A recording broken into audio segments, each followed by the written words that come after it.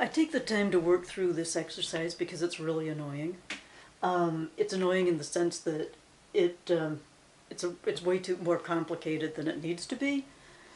But here we go. So a company has a million worth of common stock outstanding, and it was issued at par. It has retained earnings, they give you that. And they also issued 440,000 shares of common at par in the middle of the year, and they tell you the net income, and then on 12/10 they declare a stock dividend. So part A is to prepare the journal entries for a stock dividend, assuming the par value is $10 a share and the market value is 18. Okay, so if we go through our 4 steps, number 1, is it small or large? Well, 15% is a small stock dividend, so we know we're going to use the market value of the stock to value it. How many additional shares are we issuing? Now this is where this problem is, Okay, so to figure out the total number of shares, we know that the number of shares times the par value equals $1 million. So we've got the number of shares times, and if it's $10 par value, it's going to equal that $1 million worth of stock, right? So that means that the number of shares that would do that is 100,000. So we have 100,000 shares, plus we've got these 40,000 that were issued mid-year. So we have 140,000 shares to start, and now we're going to do the 15% dividend. So how many more shares? We'd go times 0.15, and we would do 21,000 additional shares as part for our stock dividend. Okay, the value of that would be the 21,000 shares times the market value per share, which is 18.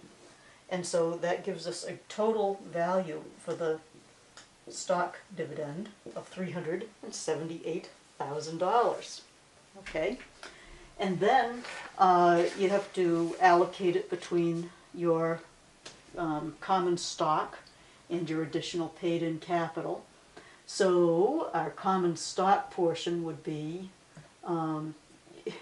let's say you have it's the $10 par, so we'd be doing 21,000 shares times the $10 par would be 210 to our common stock, and then the rest, which is 168, would be our paid-in capital in excess of par value. Okay, so we have all that information, and if you're looking at the notes, it's all written down, so you will use that information. So on 12/10, they declared the dividend, so it would be a stock dividend. And we know the value is the 378,000, because that's what we just came up with. We know we're going to do a common stock dividend distributable, and that would be the 210,000 that's attributable to common stock. And then the rest is going to be paid in capital in excess of par value on your common stock, and that would be your 168. And then they don't give you a date when it happens. We'll just say it happened on 12/31. We would distribute, we'd go common stock dividend distributable, we would reduce that, and we would issue our common stock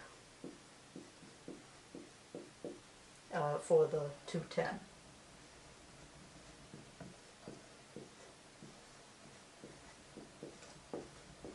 Okay? So the only tricky thing there is you have to remember that, $10 times the number of shares is giving you the total that they have allocated to common stock. Okay, so now part B, they say, okay, now we're going to switch things up a little, and this is an independent situation. Now the par value is 5, and the market value is 20. Okay, so for this one, we go through the same process. Is it large or small? It's small, it's 15%. So it's a small stock dividend. We use the market value. How many additional shares?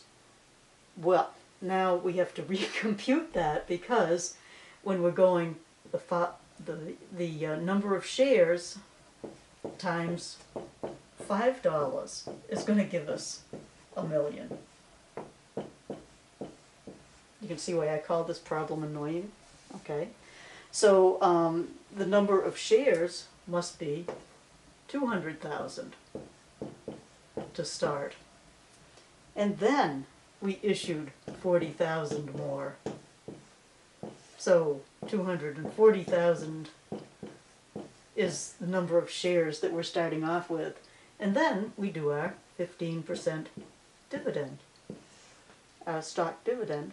And so we're going to be distributing 36,000 more shares.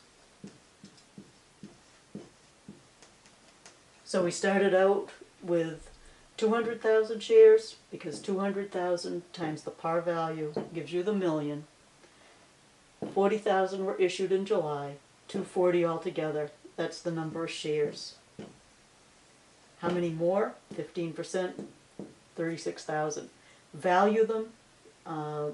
The market value is 20, so times 20 will give you the value of the stock dividend, which is 720. I don't know, it's $720,000. And then we would say, okay, so how much of that is allocated to common stock? Well, we're issuing 36,000 more shares times the par value, which is 5. So that means that 180,000 gets attributed to common stock, and the balance of 540 is the additional paid-in capital. So when we go to do the journal entries for all of this, we've got all those numbers, hopefully. So on 12/10, we would say we're doing a stock dividend. The total amount of the stock dividend is the $720,000. I'm going to do a common stock dividend distributable, and that is the amount that's attributed, that's going to turn into common stock. That's the 180. We got paid-in capital in excess of par on our common stock, and that's the balance of 540. And then on 12/31, when we distribute the dividend, we would reduce the common stock dividend distributable, which is not a liability account, it's a stockholders' equity account, and we would issue the common stock. And that would be, you have this up here, you have the number there, and that is the number that of shares, that's the amount of the shares that we are issuing. Okay, so that is exercise 1114.